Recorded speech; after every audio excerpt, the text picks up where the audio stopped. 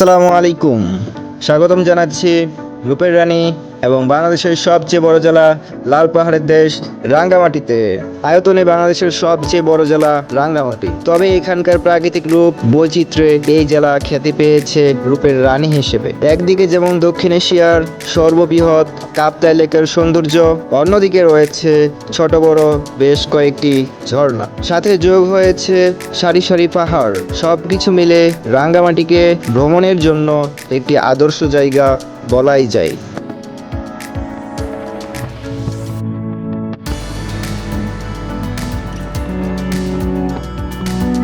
আমাদের আজকের এই রাঙ্গামাটি ভ্রমণ বাংলাদেশ ট্যুর গ্রুপ এজেন্সির মাধ্যমে মাত্র 999 টাকায় একদিনের ভ্রমণে থাকছে সকালের নাস্তা, দুপুরের খাবার এবং কাপ্তাই লেক ভ্রমণের নৌকা সহ প্রয়োজনীয় সব কিছুর ব্যবস্থা। আপনিও যদি বাংলাদেশ ট্যুর গ্রুপের মাধ্যমে যেতে চান তাহলে এই ভিডিওটি আপনার জন্য। তো শেষ পর্যন্ত ভিডিওটি দেখার অনুরোধ রইল। তো চলুন ভিডিও শুরু করা যাক। Hello guys, it's Mamun and welcome back to my blog. Hello guys, আমরা এখন আছি সাইদাবাদ। এখান থেকে আমাদের যাত্রা এখন শুরু হতে যাচ্ছে।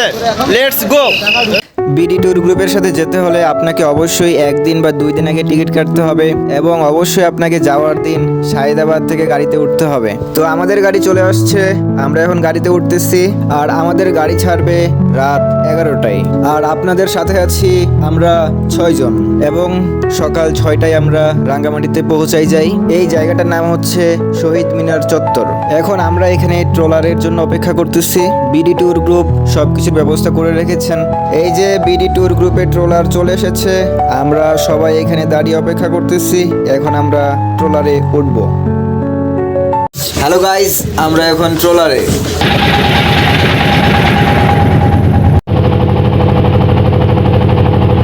এজেন্সির মাধ্যমে গেলে এটাই সবচেয়ে বড় সুবিধা, কোনো কিছু নিয়ে চিন্তা করতে হয় না।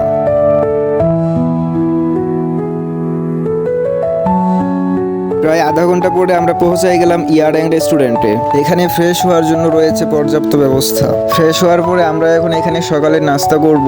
সকালের নাস্তা ছিল 1 প্লেট খিচুড়ি এবং 1টি ডিম। হ্যালো, আসসালামু আলাইকুম গাইজ। এখন আমরা আছি ইয়ারড্যাং রেস্টুরেন্ট। এখানে আমরা সকালে নাস্তা করে নিলাম।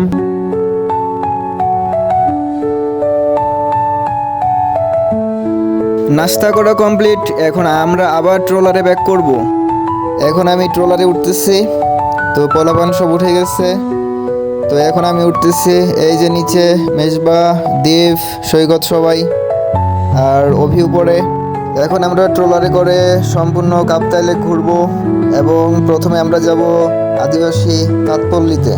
এই যে ইমরান আসতেছে এখন। ওরে শালা খাওয়া দাওয়া করে আর নড়তে পারে না, শুধু উল্টে উল্টে পড়ে যায়। হ্যালো গাইজ, আমরা এখন আছি কাপ্তাই লেকের মধ্যে। কর্ণফুলী নদীর উপর কাপ্তাই বাঁধ নির্মাণের মাধ্যমে 1962 সালে এটি সৃষ্টি হয়। কাপ্তাই লেকের আয়তন প্রায় 688 বর্গ কিলোমিটার এবং গড় গভীরতা প্রায় 30.5 মিটার। কাপ্তাই লেকের চারপাশে পাহাড়, ঝর্ণা এবং ছোট ছোট দ্বীপের সমারোহ রয়েছে, যা পর্যটকদেরকে অনেক বেশি আকৃষ্ট করে।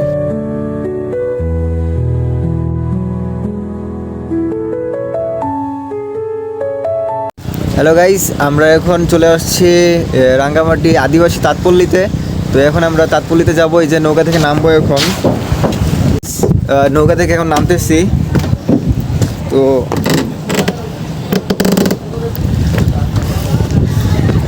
এই যে আমাদের নিচে পিছনে ট্রলার। আমরা কাপ্তাই লেক হয়ে তারপরে আসলাম। তো কাপ্তাই লেকে হচ্ছে অনেক দ্বীপ, তো অনেকগুলো দ্বীপ। ওই একটা দ্বীপের মধ্যে আমরা এখন আসলাম। এই দ্বীপটার নাম হচ্ছে আদিবাসী তাঁতপল্লী। তো এখন এই আদিবাসী তাঁতপল্লীটা একটু ঘুরে ঘুরে দেখবো। চলুন দেখা যাক। পাহাড়ের উপরে আমরা যাচ্ছি এখন। এটি হলো একটি বাজার। এখানে পাহাড়ি ফলমূল, শাকসবজি, মাছ, মাংস, মধু এবং আদিবাসী নারীদের নিজস্ব তৈরি করা নকশা এবং বিভিন্ন রঙের কাপড় এই বাজারে পাওয়া যায়। হ্যালো গাইজ, এটা হচ্ছে পাহাড়ি একটা মেলা বা বাজার বলা যায়।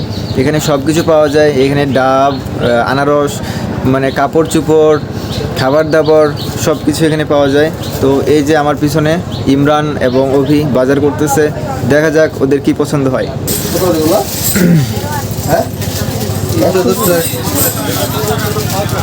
তো গাইজ এখানে অনেক কিছুই, কাপড় চোপড়, তারপরে এগুলোর নাম কি জানি না। তো এখন আমরা কোনো কিছু কিনবো না, বাজারটা আগে ভালোভাবে আমরা ঘুরি, তারপরে অন্য কিছু কিনবো। পাহাড়ের উপরে যাচ্ছি আমি এখন। তো পাহাড়ের উপরে আছে একটা বৌদ্ধ মন্দির।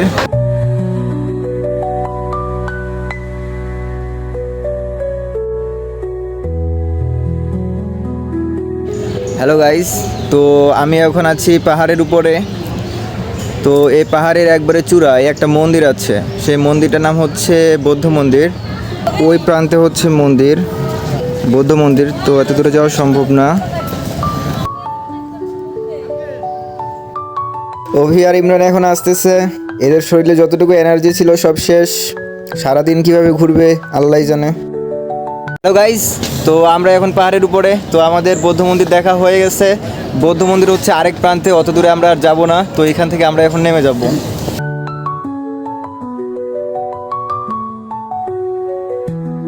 আমরা পাহাড় থেকে নেমে আসলাম, এখন আমরা কিছু বাজার করব। হ্যালো গাইস, আমরা এখন আছি আদিবাসী তাঁতপল্লীতে। যেহেতু আমি তাঁতপল্লীতে আসছি, ওই জন্য তাঁত শিল্পের কোনো কিছু যদি না নিই তাহলে কি হবে? তো অবশ্যই আমাকে তাঁত শিল্পের কোনো কিছু একটা নিতে হবে। তো আমি ভাবতেছি এখন আমি একটা চাদর নিব। তো গাইস আসো, চাদরগুলো একটু দেখা যাক।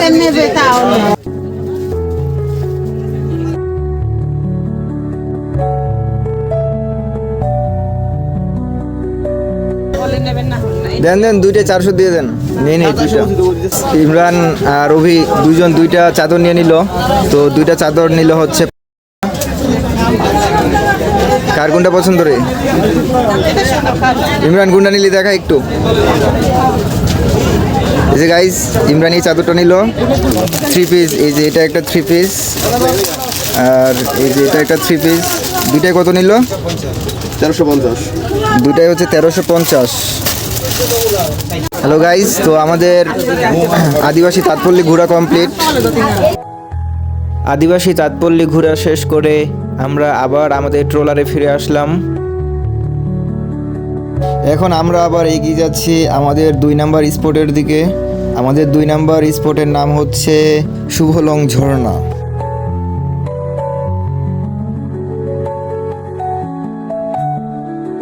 হ্যালো গাইস, শেষ পর্যন্ত আমরা পৌঁছে গেছি আমাদের 2 নাম্বার স্পট শুভলং ঝর্ণা। যদিও এটা 2 নাম্বার স্পট, কিন্তু সবচেয়ে বড় স্পট হচ্ছে কাপ্তাই লেক।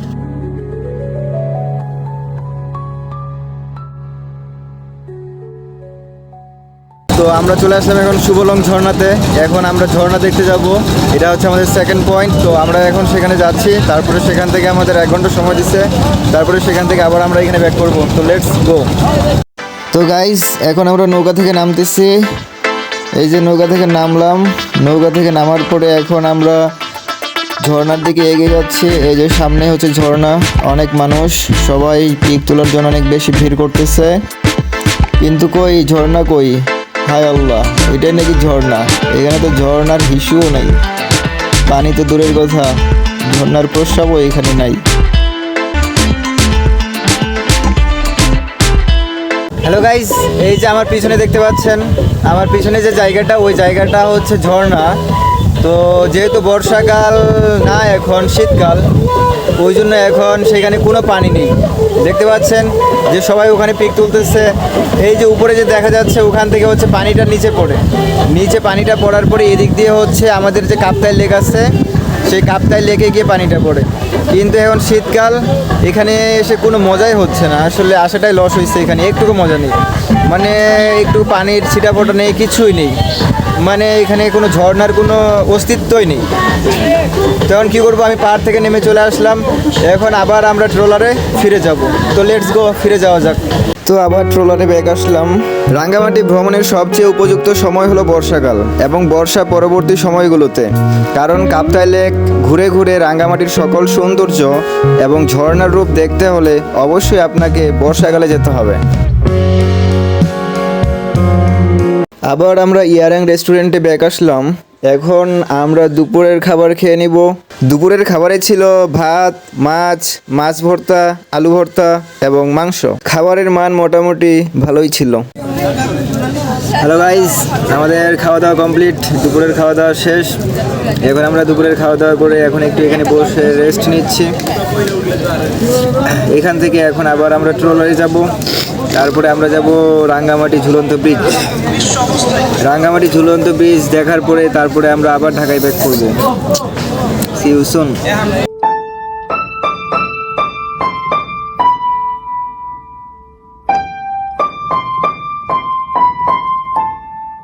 এখন আমরা যাব রাঙ্গামাটির সবচেয়ে বিখ্যাত একটি জায়গা, রাঙ্গামাটি ঝুলন্ত ব্রিজ। আরেকটি কথা, কাপ্তাই লেক বাংলাদেশের একমাত্র জলবিদ্যুৎ কেন্দ্র। এছাড়া এটি মাছ চাষের জন্য গুরুত্বপূর্ণ উৎস, যেখানে বার্ষিক প্রায় 7,000 টন মাছ উৎপাদিত হয়। কাপ্তাই লেক পর্যটকদের জন্য একটি জনপ্রিয় গন্তব্য। এখানে নৌকা ভ্রমণ, সাঁতার, মাছ ধরা এবং পাহাড়ি পথ দিয়ে হাঁটা সহ বিভিন্ন রকমের বিনোদনমূলক কার্যক্রম উপভোগ করা যায়। হ্যালো গাইস, এই যে আমরা সামনে দেখতে পাচ্ছি ঝুলন্ত ব্রিজ। এটা হচ্ছে রাঙ্গামাটি ঝুলন্ত ব্রিজ। এই ঝুলন্ত ব্রিজের জন্যই শুধু এই জায়গাটা এত বিখ্যাত। এই যে ঝুলন্ত ব্রিজটা এখান থেকে দেখা যাচ্ছে। এখন আমি সেই ঝুলন্ত ব্রিজের উপরে যাচ্ছি। রাঙ্গামাটির ঝুলন্ত ব্রিজ বাংলাদেশের পার্বত্য চট্টগ্রামের অন্যতম জনপ্রিয় একটি পর্যটন কেন্দ্র। এটি রাঙ্গামাটি শহর থেকে প্রায় 5 কিলোমিটার দূরে তবলছড়ি এলাকায় অবস্থিত।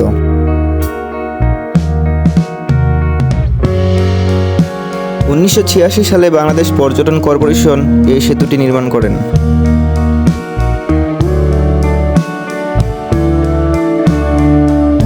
তিনশো ৩৫ ফুট লম্বা এই সেতু দুটি পাহাড়ের মাঝখানে দুটি পিলারের উপর স্থাপিত। এটি রাঙ্গামাটির একটি প্রতীক হিসেবে পরিচিত।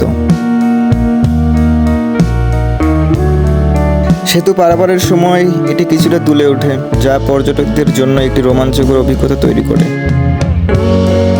এখান থেকে কাপ্তাই হ্রদের নৈসর্গিক দৃশ্য উপভোগ করা যায়।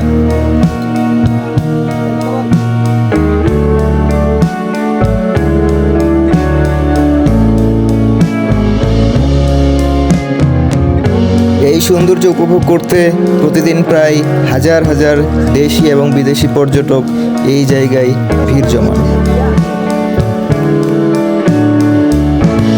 রাঙ্গামাটিতে অনেক বেশি আনারস উৎপাদিত হয় এবং এখানকার আনারসগুলো অনেক বেশি সুস্বাদু এবং অনেক বেশি মিষ্টি। প্রতিটি আনারসের মূল্য 20 টাকা, 30 টাকা এবং 40 টাকা। হ্যালো গাইস, তো আমাদের ঝুলন্ত ব্রিজ ঘোরা কমপ্লিট। তো আমরা এখন এখান থেকে চলে যাব। এই যে ঝুলন্ত ব্রিজ থেকে এখন চলে যাচ্ছে, এখন আবার আমরা আমাদের ট্রলারে ফিরে যাচ্ছি।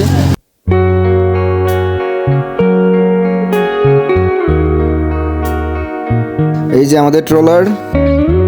আমাদের পরবর্তী গন্তব্য হলো পল অয়েল পার্ক। পল অয়েল পার্ক রাঙ্গামাটির অন্যতম জনপ্রিয় কেন্দ্র, যা কাপ্তাই লেকের তীরে অবস্থিত। রাঙ্গামাটি জেলা পুলিশের তত্ত্বাবধানে ডিসি বাংলো রোডের পাশে এই পার্কটি অবস্থিত। এখানে রয়েছে বিভিন্ন প্রকার রাইডস, দর্শনীয় স্থান, মিনি চিড়িয়াখানা, অ্যাকোয়ারিয়াম, ক্যাফেটেরিয়া, সুইমিং পুল এবং কটেজ। এই পার্কে প্রবেশ ফি হচ্ছে 30 টাকা। প্রতিটি রাইডস ফি প্রায় 30 থেকে 40 টাকা এবং প্রত্যেকটি কটেজ ভাড়া হচ্ছে 8,000 টাকা। এটাই ছিল আমাদের শেষ গন্তব্য। এখান থেকে রাত 8টার দিকে আমরা আমাদের গাড়িতে উঠি এবং রাত 4টার দিকে আমরা ঢাকা শহরে পৌঁছায় যাই। এই ভ্রমণ অভিজ্ঞতা থেকে আপনাদের কাছে আমার একটাই পরামর্শ, সেটা হলো রাঙ্গামাটি ভ্রমণের সবচেয়ে উপযুক্ত সময় হলো বর্ষাকাল এবং বর্ষা পরবর্তী সময়গুলোতে। কারণ কাপ্তাই লেক ঘুরে ঘুরে রাঙ্গামাটির সকল সৌন্দর্য এবং ঝর্ণার রূপ দেখতে হলে অবশ্যই আপনাকে বর্ষাকালে যেতে হবে। তাই আপনি সবসময় বর্ষাকালে রাঙ্গামাটি আসার চেষ্টা করবেন। এখানেই আমার ভিডিও শেষ হতে যাচ্ছে। Thank you all. আল্লাহ হাফেজ।